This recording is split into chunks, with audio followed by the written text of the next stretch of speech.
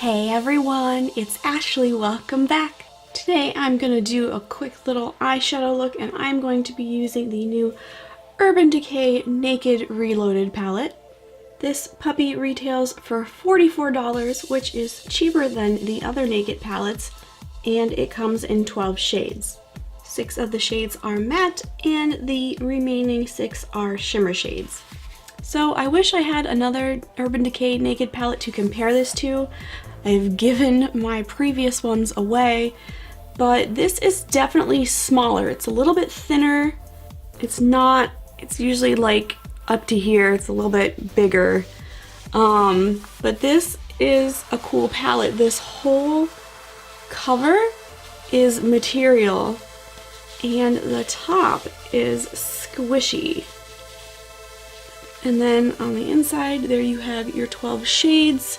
I kind of feel like I'm getting tired of seeing these colors, so you may ask yourself, then why did you buy this? It's because I have given a lot of my palettes away that look like this, so I will try to make sure to keep this one.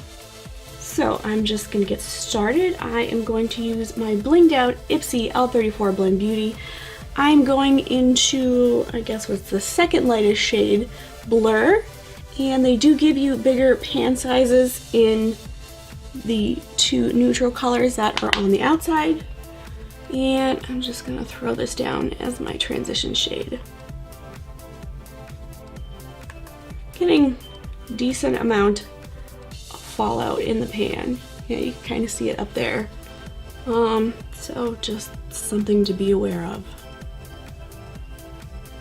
Okay. My goodness.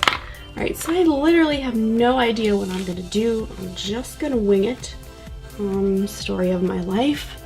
I am going to go in with my Morphe M506 and I'm gonna go into the next deepest shade. It's kind of like a mix between an orange and a brown, light brown. It's called Boundaries. And I am gonna smoke out the lower lash line, which is usually not in the sequence that I usually do my eyeshadow. But then I'm gonna go back in, I'm gonna take some out and then kind of round it out into my outer V. So just taking it out a little bit and then bringing it in. And I am going to just build that up and blend it out. I'm gonna go all the way into my crease. So while I'm blending, just chat. You ever have one of those makeup days that just does not start out right at all? And I think it was the makeup sponge I was using. I was using those velvet makeup sponges that people are obsessed about from Juno Co. I think that's what it is. And it's not the first time I've used that sponge and I absolutely hated it. So it went right in the garbage. So bad, it did not blend out my makeup at all, and it was very splotchy on my nose. So I had to wipe off my makeup and completely start over. Granted, it was only my foundation, but it was still pretty irritating. Okay, so these colors are blending out beautifully so far. It's nice when you have a good brand that, you know, usually makes good products and they continue to make good products that they do not let you down. However, holy moly, I know I said this is one messy palette. Okay, now I think I'm gonna add a little bit of color. Not that there's much color in this palette, but I'm gonna go in with my Morphe M441, go into this light coral shade Retro, and just buff a little bit of it into my crease to give it a little bit of depth. Oh, my one eye is tearing. Please stop. I'm going to start with my M433, go into the shade Bucked, which is not the deepest shade, so if it's not deep enough, I will go into a deeper shade.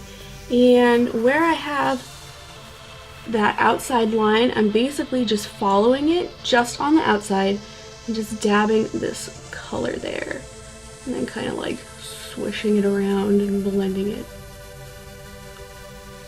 Okay, now I need to figure out what I want to put on my eyelid.